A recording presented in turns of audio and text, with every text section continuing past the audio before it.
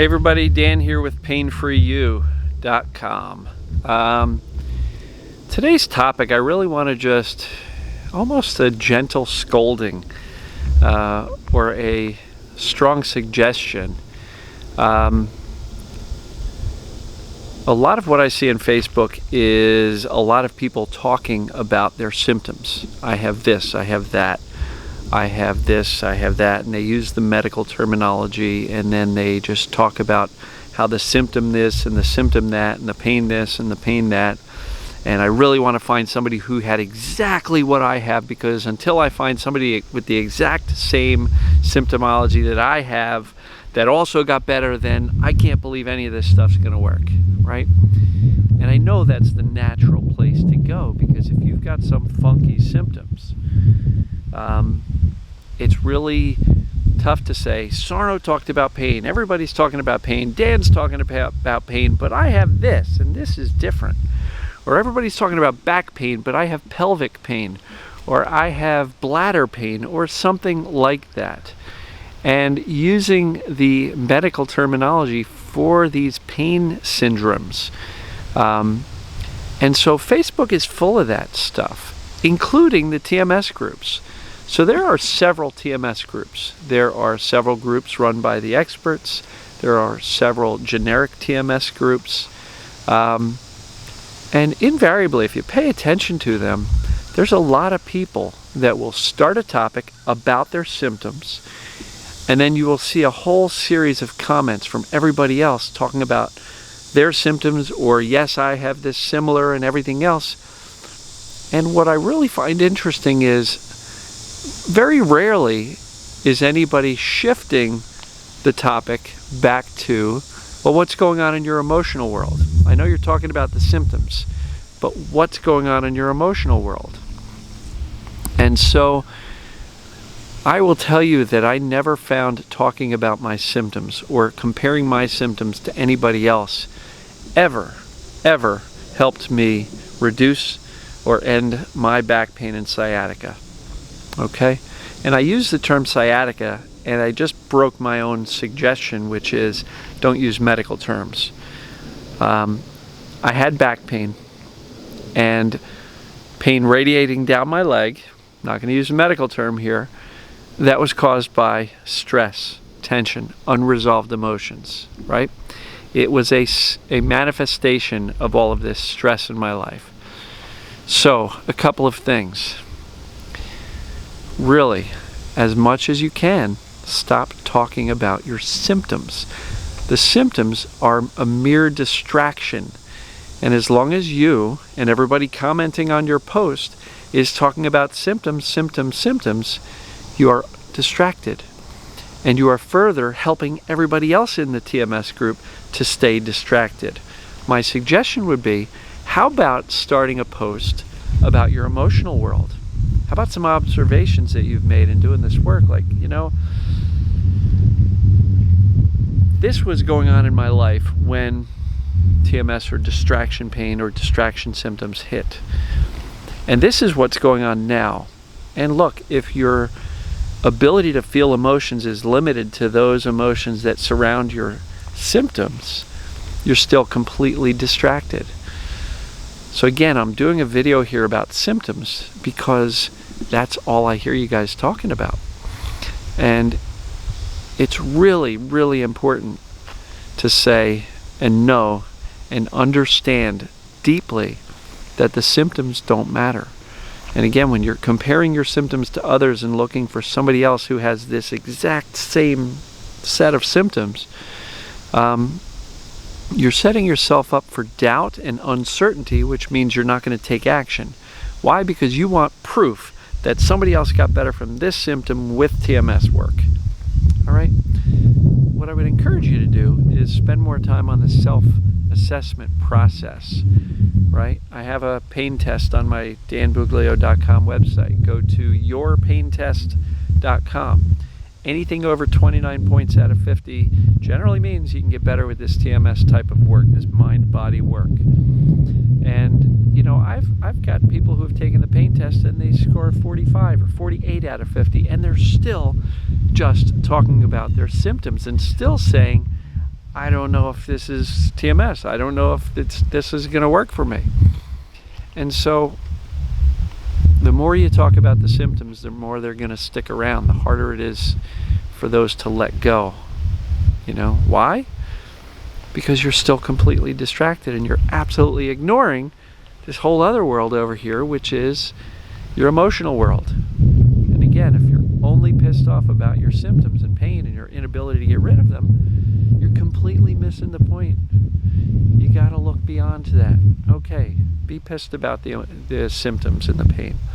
Be pissed about your inability to get rid of them. Be pissed about or upset about or frightened by the fact that, well, if these symptoms, persist, my life's going to be challenging. Okay, get that out of the way. We know that. That's in your conscious brain. You don't need to do deep emotional work to find that. You're already aware of it. So spending time on the conscious stuff is just going to reactivate all of those feelings about your symptoms. Again, you're still distracted, right? So I encourage you, with as much love and compassion as I can, shift. Shift your focus to your emotional world. What was going on at the time your symptoms started? And if you've had symptoms on and off throughout your life, do a pain history. What was going on in high school when you had these migraine headaches? What was going on in your 20s when you had whatever it was, back pain, pelvic pain, you name it. What was going on? Connect the dots, because if you start to connect the dots, you will see much more clearly that you do have, in fact, what Sarno calls TMS. And I like to call it distraction pain. The reason I use that term is because TMS doesn't mean anything to our brain. You can say, I have TMS, and your brain, your subconscious, and all your friends and family don't know what TMS means. It sounds medical, right? The more common language you can use to describe what's going on, the easier it's going to be for others, as well as yourself and your subconscious, to recognize that this is a temporary manifestation of stress, right? I like the term stress illness. That is what Dr. David Clark uses in his book, They Can't Find Anything Wrong. I like that term a lot. I use the term distraction pain, because if you have pain, that's what it is. If you don't have pain, call it a distraction symptom, because every time you call it that, you are reminding yourself it is merely a distraction and that there's no physical origin, right? So, all this talk about symptoms is not going to help you. I speak in my videos about neuroplasticity. What does that mean? It means that what you think about and focus on most often gets really efficient in the brain by it creating these new neural pathways. So if all you're doing is focusing on the symptoms and the pain and the other symptoms that you may have going on, you're literally teaching your brain to get really efficient at keeping those symptoms and pain going. And so that's not going to help you. And so the more time you spend focused on your emotional world, and two sides of that equation, obviously, what's causing the pain and the symptoms in the first place are negative, unresolved emotions. And unresolved basically means emotions that we've either been taught are unacceptable, so we push them away, or emotions that we consciously decide, I don't have time for, I can't express that emotion to my boss or my partner or my husband or wife or whatever, so I need to just bite my tongue. That's a conscious suppression. Repression, I think, happens a little bit more automatically. But then there's also unresolved emotions that you allow yourself to feel. You get really pissed off, and then you decide, I'm never going to let that SOB off the hook because he did this or she did that, and you hold on to a grudge, you hold on to resentment. And how many of us are still holding on to resentment from things that happened when you were 8 years old, right? How much longer are you going to choose to be miserable about something that happened weeks, months, years, decades ago? How much longer? You get to decide. Is it really worth trading your happiness for holding on to a grudge, and the people you're holding on to a grudge for don't even know you're still pissed at them. So how is that helping you? This isn't about forgiving people so they can feel better. Forgiveness is about helping you let go of things that have been causing us internal turmoil and pain and suffering, because we keep on going over those things we are holding resentment for and anger about, right? Feel the emotions, feel the heck out of them, but then allow them to release. And the key phrase is allow. It doesn't mean push them away, because that sounds an awful lot like repression. Allow these emotions to come in, be felt, and release automatically. And by doing so, you are going to kind of open up a steam valve to the boiling pot of emotions that are kind of bubbling up inside of us. And when you keep that steam valve closed, it boils and boils and builds and builds and builds until symptoms or pain or something flare up, right? I've mentioned this in a different video. Emotions have to go somewhere. That emotional charge is energy, it's electricity. That emotional charge needs to go somewhere. And if you don't allow yourself to feel it, it unloads into your body. Dr. David Clark used that term, that when these emotions have nowhere to go, they unload into your body. That energy goes into your body. So feel the heck out of them. Allow yourself permission. Give yourself carte blanche. For 20 minutes a day, I'm going to feel the heck out of this stuff. No holds barred. No judgments about it. No limiting beliefs about I'm a bad person if I feel these emotions, right? And so I've got a couple of exercises in a self-assessment you can do if you haven't done it yet, and there's any question whatsoever about whether or not you have distraction pain or distraction symptoms or stress illness.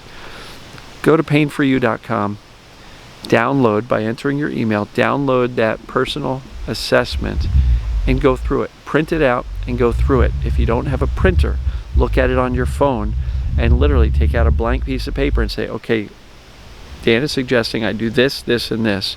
All right, I'll just transfer it to a blank piece of paper and do it anyway. Don't use an excuse like, well, I don't have a printer, so I can't do it. Don't let little things like that stop you. Be creative. Get out a blank piece of paper and a pen. You can still do the process. Just read it and then do it on another piece of paper. You don't have to do it on the actual document. And then if you download that, there's also the 11 mistakes document, which tends to keep a lot of people stuck. And that brings me back to the original point of this video. Do everything you can to limit, if not eliminate, the amount of time you spend talking about your symptoms or pain. And certainly, if you don't want to do that for yourself, consider that by you throwing the symptom complaints, oh my God, I'm hurting so bad, it's very possible one of the couple of thousand people in these groups is going to read that and go, oh my God, my symptoms too. And now there's 2 people freaking out about their symptoms, and then somebody else reads that comment, and then now there's 10 people freaking out about their symptoms, and all that Facebook thread is doing is causing not only you but many people to say, I gotta look at my symptoms, right? So if you see a comment about symptoms, think about it a little bit and maybe just gently suggest, well, what else is going on in your world emotionally? Why do you think, instead of talking about the symptoms, why do you think you're having a flare-up right now? What's going on emotionally? Is there any major stresses in your life? And kind of gently shift people back to their emotional world. And if you can help others do that, you're going to be helping yourself do that. Because if you're the one reading that thread and saying, oh my God, my symptoms are in a flare too, well, if you could just think gently to say, well, maybe that person should look at what's going on emotionally that caused the flare-up, and that will also further cause you to also do the same. So if you're having a flare-up, hey, what's going on? Why am I emotionally at a higher level of intensity now than I was before? And don't tell me it was because your pain is flaring or your symptoms are acting up. That's the result, not the cause. So I hope all this stuff makes sense. Stop talking about your symptoms so much, you know. And even if somebody asks you, how are you doing? How are you feeling? How's your stomach? How's your pain? How's your back? I'm doing great, thanks. You can literally just answer that. I'm doing great, thanks. How are you? And then shift the topic away from symptoms. Because talking about symptoms with your friends, your family, your partner, your spouse, your doctors, like, none of that stuff's going to help you. Shift back to the emotional world. And then, once you've given yourself permission and really felt some intense emotions, soothe. Bring down the level of stress and tension. Right? Because sometimes these processes of feeling your emotions deeply, you'll be surprised at, wow, that was intense. You gotta kind of reassure yourself you're safe and that you can handle those emotions. How do you do it? Soothe. Do something enjoyable. Deep breathing, meditation, take a walk, go outside, right? Get outside in nature.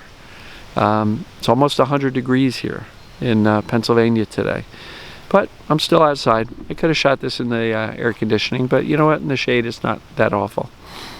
So yeah, feel the heck out of your emotions, soothe yourself afterwards, and then shift your focus from the symptoms and the pain to what you want, right? If neuroplasticity is at work anyway, you may as well shift your focus to things that you want the brain to hardwire instead of things that you don't want it to hardwire. And when I say hardwire, nothing's permanent. The brain is very malleable. And the more you think negatively, the more you're going to think negatively. The more you think positively, the more you're going to think positively. The more you think emotionally, like what's going on emotionally, the more you do that, the more easy that's going to get. Why? Because the brain learns how to repeat things and get better and better at things that you repeat often and do often. So look, try to shift your focus away from your symptoms. That will benefit you. And if you are expressing these concerns about your symptoms on Facebook all the time, limiting the amount of time that you do that, or at least put a caveat in there and saying, hey, look, my symptoms are flaring, but here's what's going on with my emotional world. Any suggestions on handling this from an emotional perspective? Maybe that's a little bit more productive for you and the members in the groups. So I hope this makes sense. A gentle scolding, but I love you guys. You know that. So let me know what you think. Was this useful? And do you agree with me? Do you see this type of stuff going on in even the TMS groups on Facebook? Certainly if you go to some of the general pain or symptomology groups on Facebook that don't know anything about Dr. Sarno and TMS, boy, that's all people do is talk about their symptoms and medical treatments. But do you agree with me? Do you see this stuff a lot in the TMS and mind-body groups as well? So if you do, let's as a community start to shift the focus back to the emotional world and creating the life we want and soothing ourselves and turning the volume down on the stress levels, right? Resolve these emotions, allow them in, allow them to be felt, and then allow them to leave. Resentment, holding on to resentment doesn't help anybody. So anyway, love you guys. Let me know what you think. Comment below. If this is useful, share it widely. Talk soon.